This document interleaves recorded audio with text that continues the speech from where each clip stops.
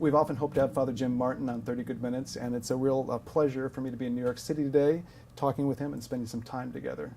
Jim, thank you for joining us today. My pleasure. In many of your books and interviews, I have noticed that you seem to take great joy in being a Jesuit. So I wanted to start by asking you, how has the order really embraced your talents as someone who entered with a corporate finance background and has really become one of our best Catholic spiritual writers today? Well, thanks. I wouldn't be able to do anything without the Jesuits. As you said, I went to business school, the Wharton School of Business, but we really didn't practice a whole lot of writing. I obviously learned how to write in high school and college a little bit, but it really wasn't until I entered the Jesuits that I started writing in earnest. My first piece was on a visit to a refugee camp in Africa, and that sort of took off. And the more I wrote, the more supportive they were. So I'm happy to be doing it, and happy to be doing it for the Society of Jesus, because all of my royalties goes to my religious order. I don't see a penny. That's fantastic.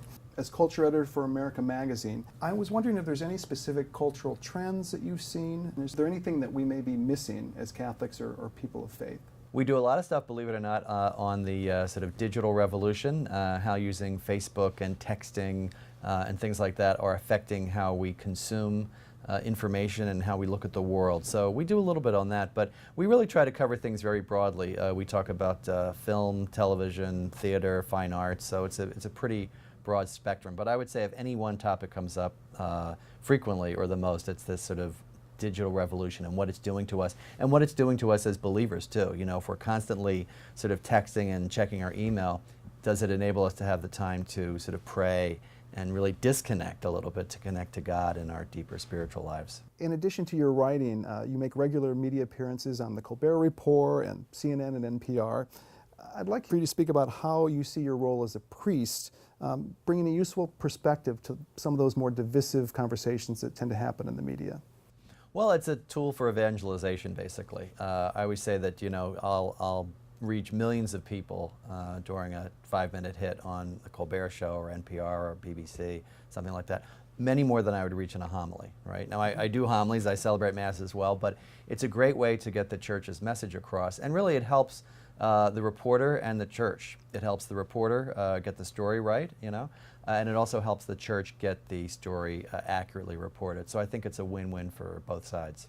In 2006, you wrote a wonderful book called Becoming Who You Are, Insights on the True Self from Thomas Merton and Other Saints.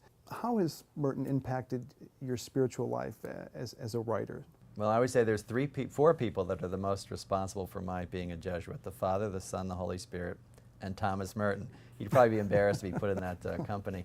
But his story, Merton was a Trappist monk who was a great writer. He died in 1968. People might know him from his book, The Seven-Story Mountain. His book and his conversion really helped me to understand my vocation as a Jesuit. And he's a kind of avatar for me in terms of writing and religious life, and also the way he writes. He was very self-disclosive. He talked a lot about his own life, and that's something that I like to weave into my own writing. So he's really my hero and kind of my avatar for the good Catholic writer. In your more recent book, The Jesuit Guide to Almost Everything, Spirituality for Real Life, how did the practical basis of Ignatian spirituality guide you in writing that book? Well, right, as you say, Ignatius is very practical. One of the things I try to do with this book is make what's called Ignatian spirituality, Jesuit spirituality, usable and user-friendly for people. I think there are lots and lots of good books on Jesuit spirituality. Just terrific books. But many of them are written for just Catholics or published just by Catholic publishing houses. And I wanted to really cast the net a little more widely. So the practical aspect is really making it user-friendly for anybody, from the doubtful agnostic to the devout believer. And for those that haven't read the book, I thought we'd let you outline the main themes in it, basically. I'd like you to perhaps start with the first one, which is finding God in all things. Sure. Well, that's Jesuit spirituality boiled down into a few words, and it's the idea that God is everywhere. Every moment of our lives it is an invitation to meet God. That doesn't mean that God is in this chair, but God is in our interaction. God's in the response that we have when we look outside, as well as in our worship services and in our prayer. So it's a very expansive kind of spirituality. It doesn't say that you can only be spiritual if you're in the walls of a church or if you're a monk in a monastery. It says that the world, in a sense, is your monastery. So it's really looking at every moment as an invitation to experience God.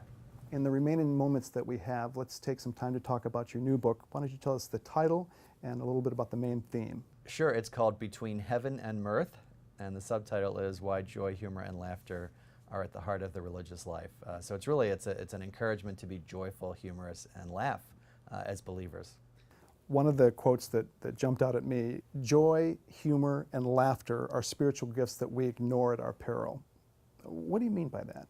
It means that too many people think religion means being gloomy, basically, and that you should be deadly serious all the time. But as the saying goes, when you're deadly serious, you're probably seriously dead. I mean, faith should lead to joy. That's one point of the book. The second point is that the saints and great spiritual masters use humor in their spiritual lives. And the third point is that laughter is a really essential part of a healthy spiritual life, a healthy any life. So I'm trying to recover the sense of joy that I think is missing in too many religions, Catholicism included. Couldn't agree more with you on that one. You also said joy has an object, and the object is God. Yeah, joy is a little different than happiness. We can be happy about a raise, something like that. Joy is a little deeper. While some dictionaries talk about joy as kind of an intense form of happiness, joy has an object, and that object is God. You know, joy is, as I say in the book, happiness in God. And that's why we can be joyful even in very difficult situations. Father Jim Martin, it's been a joy spending time with you. Thank you for making time for us today. Thank you for being with us. Thank you. It's been a joy for me too. Thanks a lot. Thank you.